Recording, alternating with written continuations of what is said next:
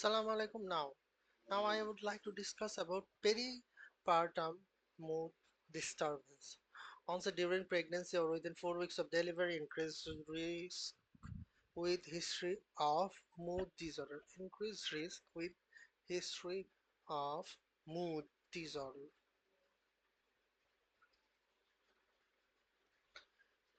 Postpartum blue MDD with peripartum onset and postpartum psychosis. Okay, now in postpartum blue is 50 to 85% incidence rate, characterized by depressed affect, tearfulness, fatigue within 2 to 3 days after delivery, and usually resolves within 2 weeks. Starts within 2 days after delivery, starts within 2 to 3 days after delivery, and resolves within 2 weeks. Supportive follow-up to assess for possible MDD with peripartum onset. MDD with peripartum onset is 10 to 15% of the incidence rate, formerly called postpartum depression. Formerly called postpartum depression.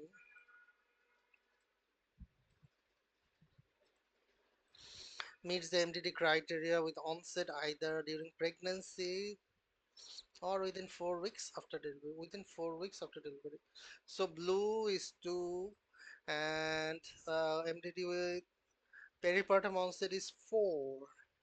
Within 4 weeks after delivery. CBT, SSRI are the first line. CBT and SSRI. Blue is 2. That means start within 2 days, results within 2 weeks, and MDD with peripartum onset, mm, also known as postpartum depression within 4 weeks after delivery.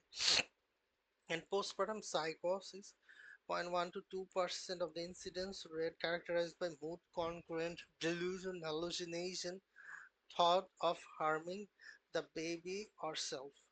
The mood congruent delusion, hallucination, and thoughts of harming the baby or self.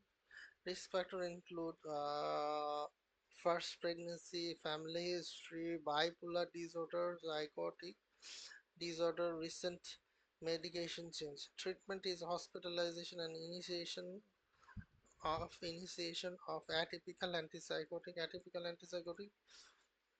If insufficient, ECT may be used. If insufficient, ECT may be used.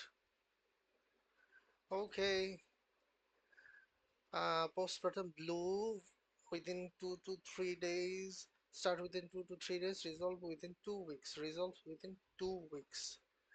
A mild depression, tearfulness, irritability, reassurance, and monitoring. And postpartum depression or MDD with peripartum onset, typically within 4 weeks and can be up to a year. Typically within 4 weeks and can be up to a year.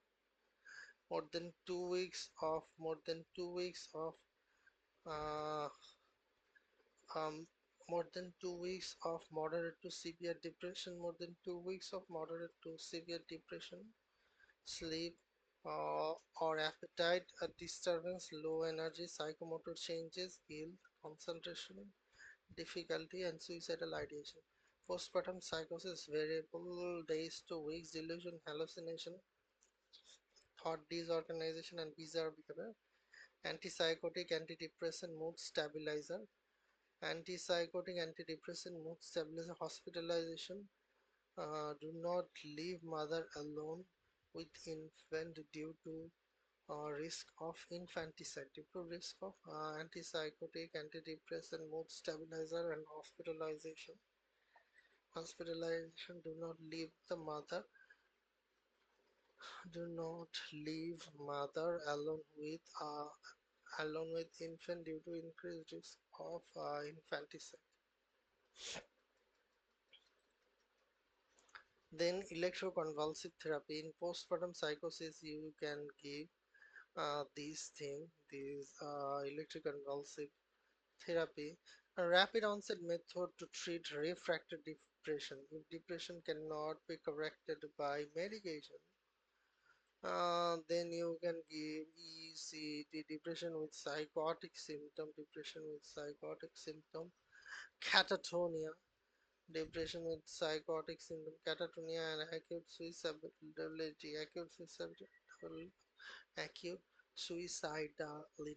suicidality.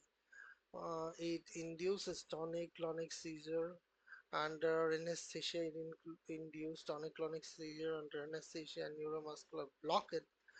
Adverse effects include disorientation, headache, partial anterograde, retrograde amnesia, usually resolving within 6 months.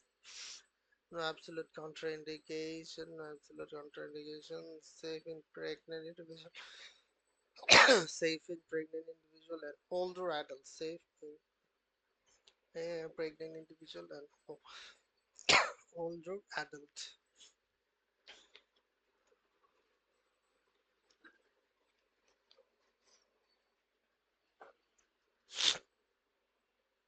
Risk factor for suicide death, sad person, sex, male, age, depression, previous attempt, ethanol or drug use, rational thinking or loss, psychomotor sickness, organized plan, no spouse or social support, stated future intent.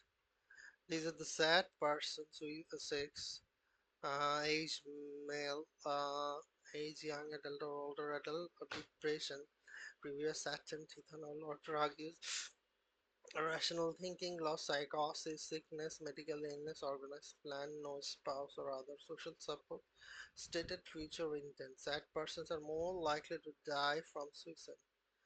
Most common method in the United States.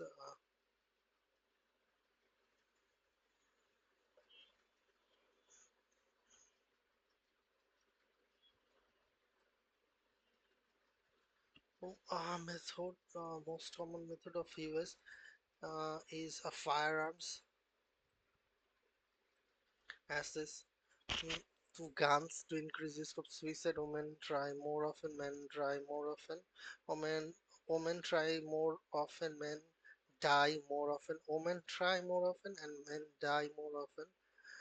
Other risk factors include recent psychiatric hospitalization and family history of suicide death. Protective feature and effective care. Protective feature and effective care should be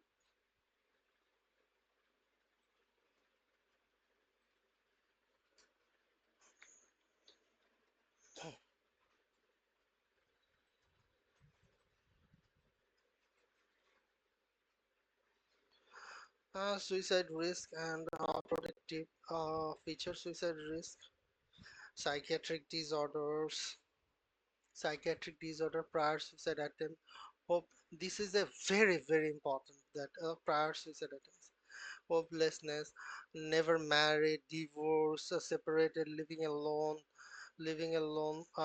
unemployed, unskilled, physical illness, family history of suicide, family discord, access to firearms, substance use. Protective feature is social support or family connectedness, pregnancy, parenthood, and revision and participation in religious belief. This is all about suicide risk and peripartum disorder. Hope you enjoyed.